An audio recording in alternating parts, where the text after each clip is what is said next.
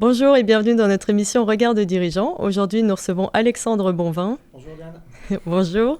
Donc, vous êtes fondateur et directeur de Audacia, donc une société à travers laquelle vous rachetez des sociétés afin de mieux les propulser, et ce avec un accent mis sur tout ce qui est marketing. Et sur l'e-commerce, bien entendu. Ça, c'est votre spécialité.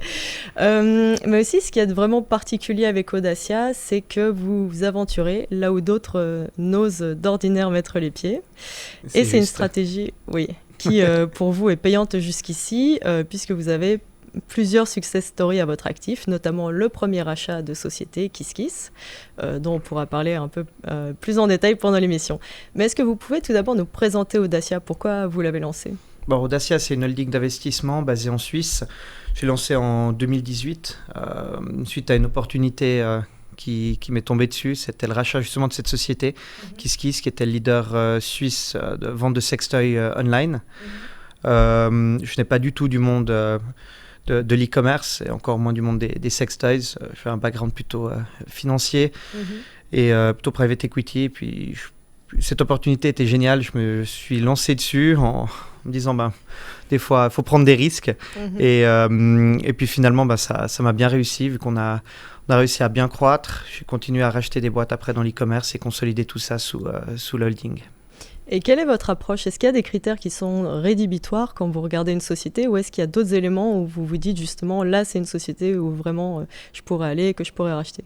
Oui, alors, donc je ne suis pas une société de venture capital, donc je n'investis pas dans des startups qui sont en pleine croissance et qui ne sont pas encore rentables.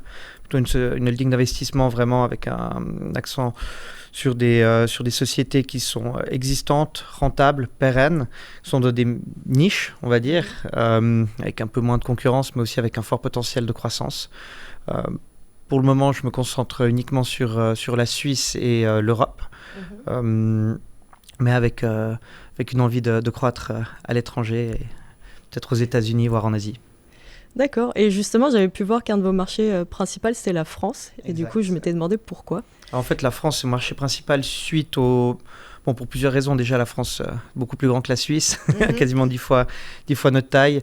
Je parle français, donc pour moi, c'était logique de me développer d'abord en France avant d'aller en Allemagne, en Italie ou autre. On est aussi présent. Donc, la France, c'est mon premier marché. Ensuite, l'Allemagne. Ensuite, la Suisse. Deuxièmement, j'ai acheté pas mal de sociétés qui étaient actives ici, dont on parlait de secteurs un peu spéciaux, dont la ferme du CBD que j'ai racheté il y a pas si longtemps. Et puis c'est un marché qu'on comprend bien, qu'on apprécie, et c'est pour ça qu'on le développe.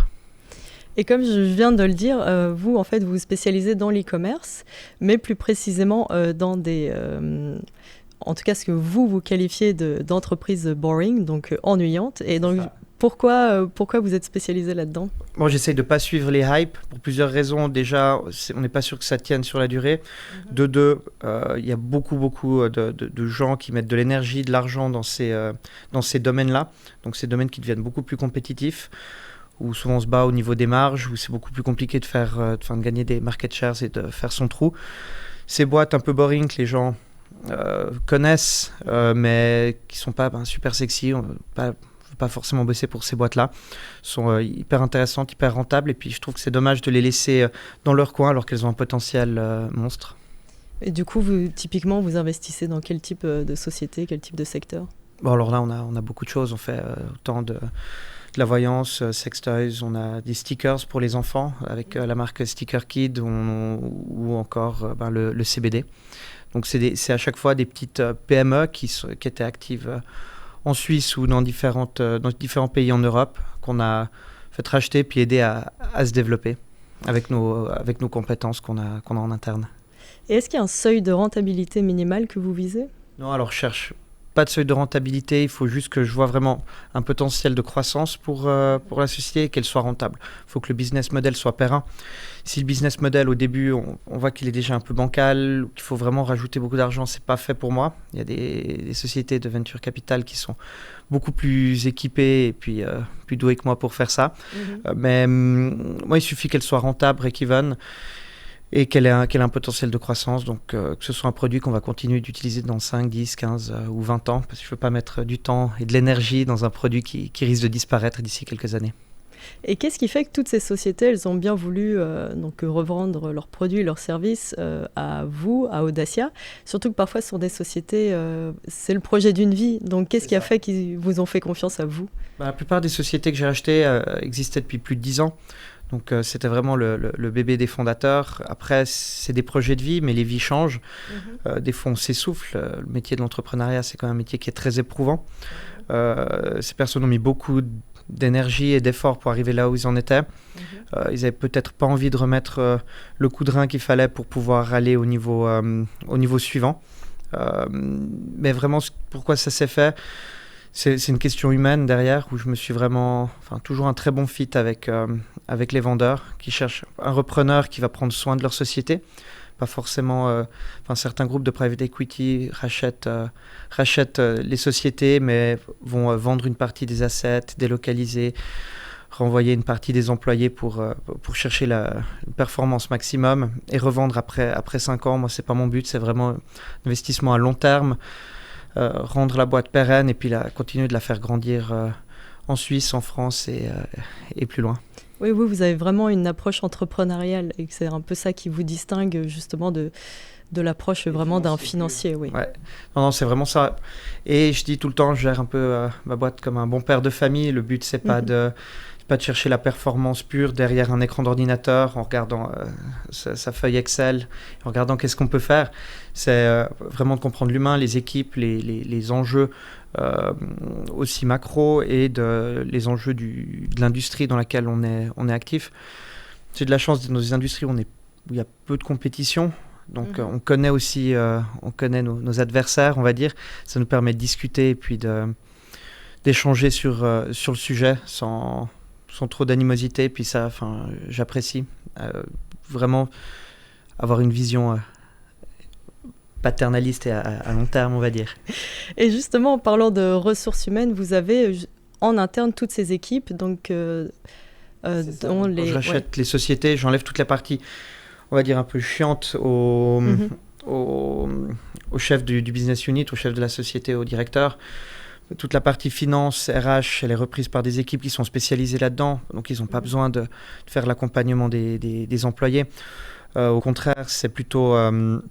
on a des RH qui sont pros, qui vont regarder où se voient les employés dans 2, 5, 10 ans, essayer de les faire grandir en interne chez nous, les former avec des cours, mais aussi avec certaines formations qu'on fait en interne. Puis s'ils veulent changer, passer d'une société à l'autre à travers le groupe, on les motive à faire ça. Donc ça, c'est une partie. Après, on a toute la partie IT qui est aussi centralisée, et puis la partie marketing. Parce qu'à la fin, même si on a différents produits, c'est le même métier, on vend online.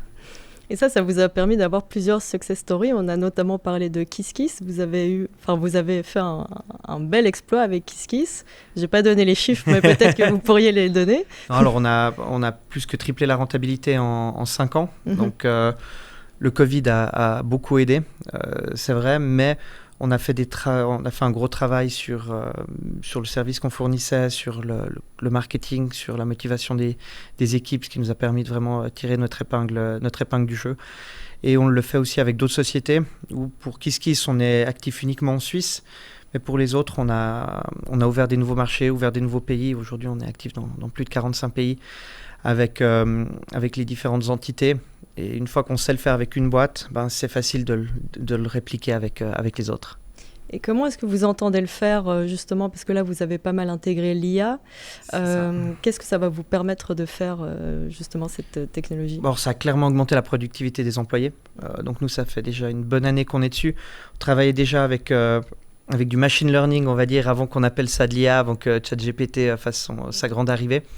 Typiquement pour tout ce qui est service client avec des chatbots, mais aussi maintenant tout ce qui est au niveau du marketing, pour pouvoir retravailler les images avec l'IA, c'est beaucoup plus rapide. Voir aussi l'analyse de nos produits. Donc à la fin, ça rend nos employés beaucoup plus performants, ce qui fait qu'avec moins de personnes, on arrive à faire beaucoup plus. Dans notre cas, en grandissant, on n'a pas forcément engagé beaucoup plus, mais ça nous a permis de vraiment croître avec la même force de travail. Et pour conclure, quel regard portez-vous sur le développement de l'e-commerce ? Comment est-ce que vous pensez qu'il va évoluer ?